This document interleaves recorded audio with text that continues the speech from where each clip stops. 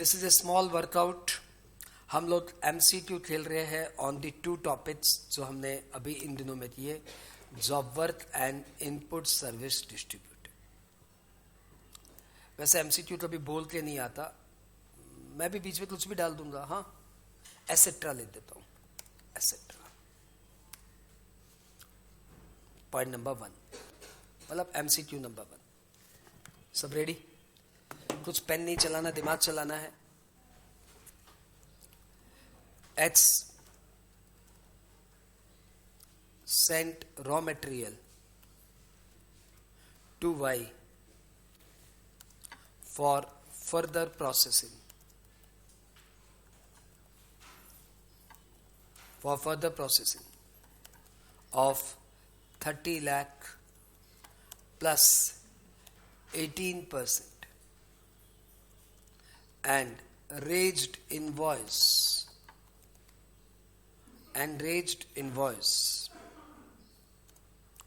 such transaction colon point number A treated as supply, point number B not treated as supply,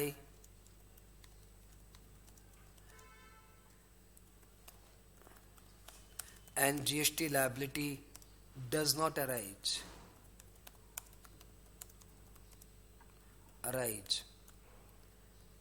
ऊपर, but GST liability does not arise. क्या बोलते हो? आ गया क्या answer? Point number C treated as supply and GST liability arises, none. Choice is your. सोचो ठाकुर, सोचो. Point number 2.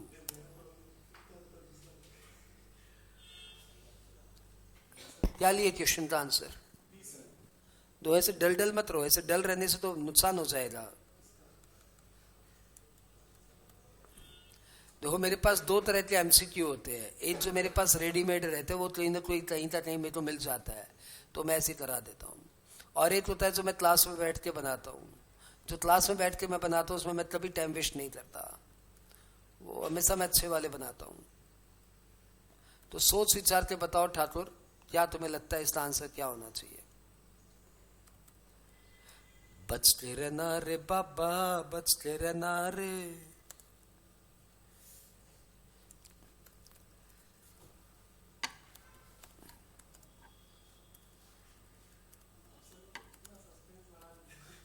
आप बोल दो मेरा आंसर परफेक्ट है, इसमें क्या हुआ? आप अपना फिक्स रहो, अपने डिटरमाइंड रहो अपने आंसर्स पे, नहीं तो रीचेक कर लो.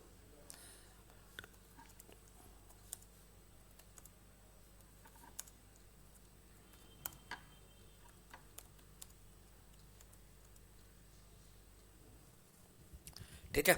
And answer is treated as भी हो गया. Treated as supply and GST liability arises. See, जो आप लोग तो बोल रहे थे treated as, not treated as supply, है ना? आप तो बोल रहे थे नॉट ट्रीटेड एज सप्लाई. मेरा आंसर आया treated as supply and GST liability arises, क्योंकि आप सिर्फ जॉब वर्क पे कन्फाइंड थे. H send raw material to Y for further processing, यहां तक ठीक है, ठीक है, कोई प्रॉब्लम नहीं. जॉब वर्क है, नॉट ट्रीटेड एज सप्लाई. आपने गड़बड़ क्या की? And raised invoice. Invoice light को रेज किया तुमने. इनवॉइस लाइट को रेज किया. इनवॉइस रेज करती है, सप्लाई मान लिया जाएगा. आपने इनवॉइस क्यों रेज किया? इनवॉइस रेज करते हैं जब जॉब वर्क में माल भेजते, तो इनवॉइस रेज करते हैं. इनवॉइस रेज कर दिया, इसलिए सप्लाई मान लिया गया. ओ यार, ये तो बहुत ही टेक्निकल था. Yes. H send raw material to Y. अगला सम, पहले वाले सम का आंसर सेटिस्फैक्टरी मिल गया? अरे हाँ ना बोलो, दूसरे में आते. H send raw material to Y of rupees 40 lakh plus GST.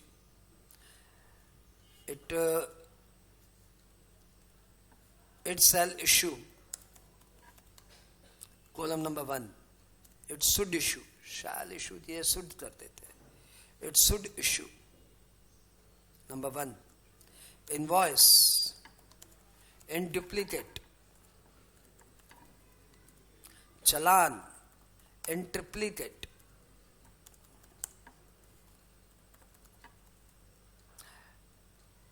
Delivery note in triplicate,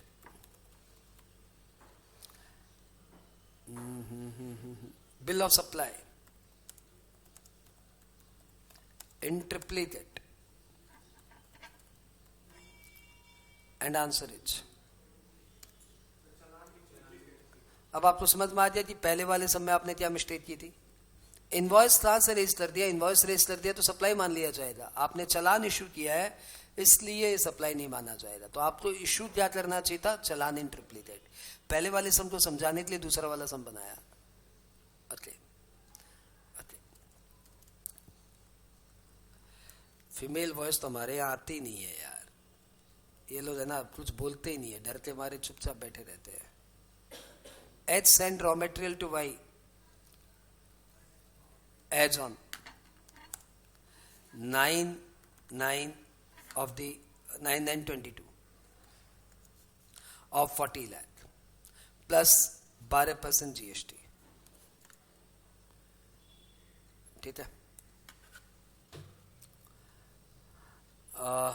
For further processing, further processing नहीं लिखा ना, for further processing. Stop.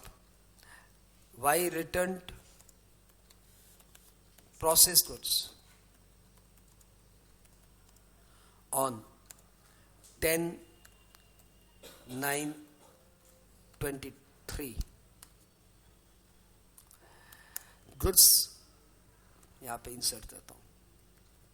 Goods received by Y on 11/9/22.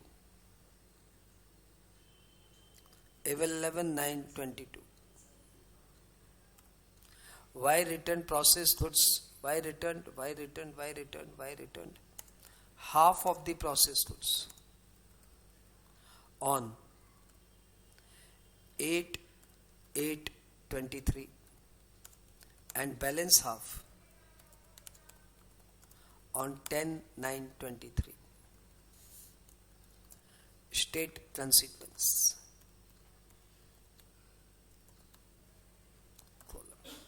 Point number A. सब साथ में हो, साथ में हो. H will be liable to pay GST. Pay GST on entire, नहीं, on 40 lakh plus 12% and with interest. Option 1 है ये आपका. Option B, H will be liable to pay GST on 20 lakh plus GST plus interest. C, H will not be liable to pay GST.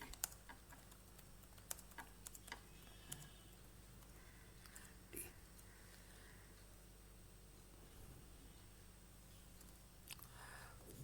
Y will be eligible to claim ITC on 20 lakh plus GST.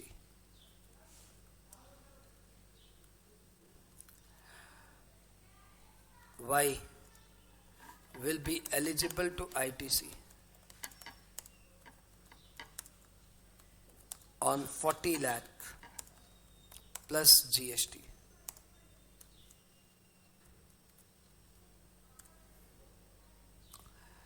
Interest shall be later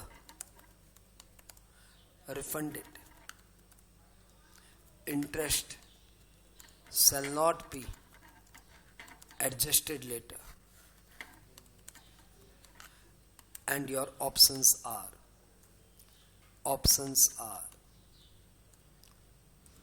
number A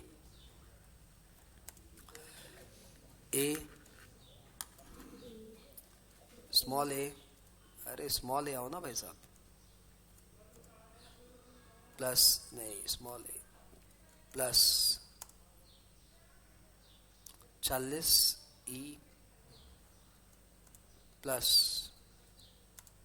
ji. Option B P D F.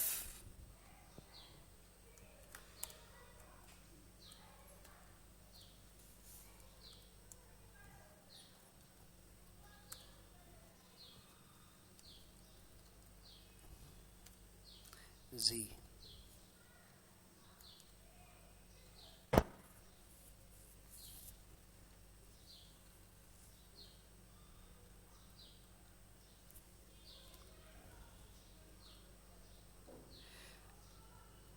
None.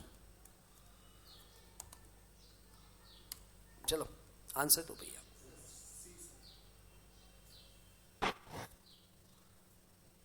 इस तरीके के multiple options का भी combination वो लोग बना सकते हैं. They can design like this. Some designer है, आसान है, लेकिन तुमने ध्यान दिया 8 नंबर के लिए उन्होंने आपको पूरा निचोड़ लिया. चैप्टर पूरा आता है तो आपको आता है, चैप्टर नहीं आता तो आपको नहीं आता. मतलब मैं बोल रहा हूं कैसे 8 नंबर के लिए पूरा चैप्टर निचोड़ लिया जाता है. अब ये बच्चा विदाउट सीटिंग यदि इसका आंसर कर रहा है मतलब इसको पूरा कॉन्सेप्ट आता है. मैं तो विजय दीनानाथ चौहान का वेट कर रहा हूं. मैं तो हमारे यहाँ के फीमेल कैंडिडेट का वेट कर रहा हूं. सॉरी, जी नंबर क्या है? Interest shall not be adjusted later. मतलब एक बार जो इंटरेस्ट लग गया वो लग गया, जेब से थोड़ी वो एडजस्ट थोड़ी होता बाद में. And answer is C. आपको 20 लाख पे जीएसटी देना पड़ेगा. जितना आप जीएसटी देंगे जॉब वर्कर उसका आईटीसी ले लेगा और इंटरेस्ट तो आपका जेब से लग ही जाएगा. नंबर 4. हाँ वाई नॉट, आओ समझाते हैं. H head office registered as input service distributor. It received input tax credit. It received input service of 30 lakh plus 18%. 18% सब साथ में हो. अरे 30 lakh plus 18%. It has 4 branches.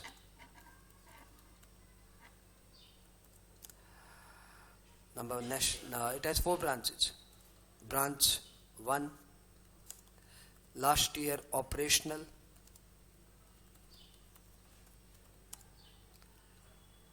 current year last year operational turnover 40 lakh, current year not operational.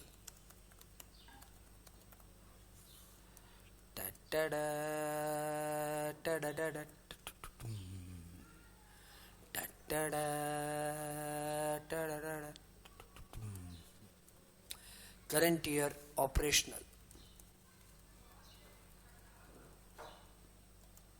Last quarter turnover 50 lakh. बचते रहना रे बाबा, बचते रहना रे. Branch 3 last year operational turnover 60 lakh, current year operational turnover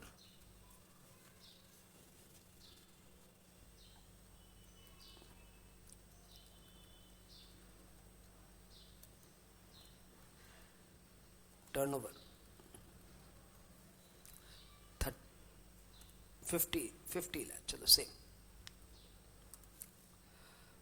Branch 4. Branch 4. Last year, non-operational. Current year, operational. Turnover of last quarter 50 lakh. अरे मार दिया रे, मार दिया. बताओ क्या होना चाहिए answer. Find how ITC shall be distributed.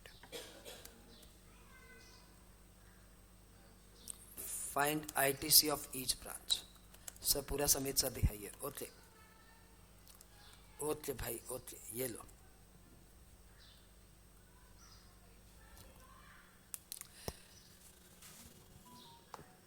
सोचो, ये टॉपिक इन दिनों में होते हैं तो अपने इसके बारे में सोच पा रहे हैं. एग्जाम में जब ये टॉपिक हमारा सपोज रिफ्रेश नहीं किया हुआ है तो हम लोग इसको क्रॉस करके आगे बढ़ जाएंगे. पता नहीं क्या दिया है.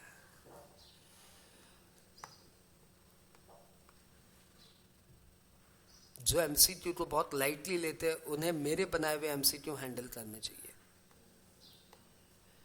ये जनरेशन नेक्स्ट जेन समय, नेक्स्ट जेन समझ तो.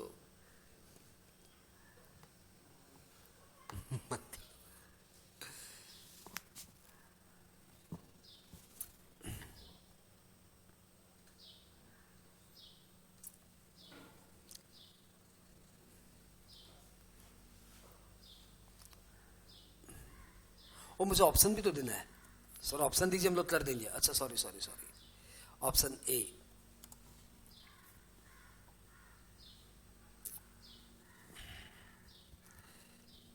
5,40,000.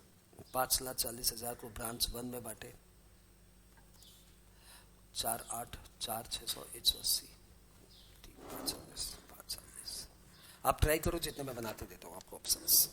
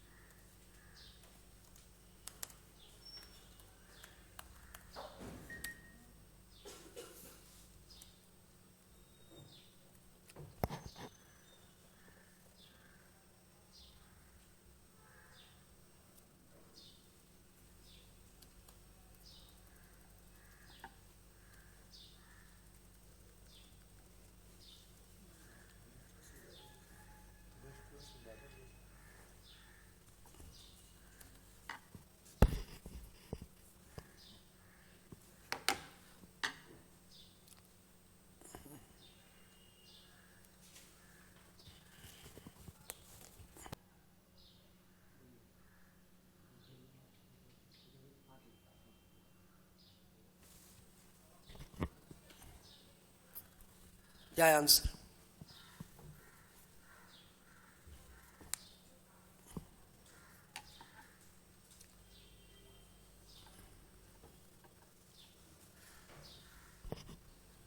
And answer it. भाई बहुत टाइम हो गया. Sorry, none.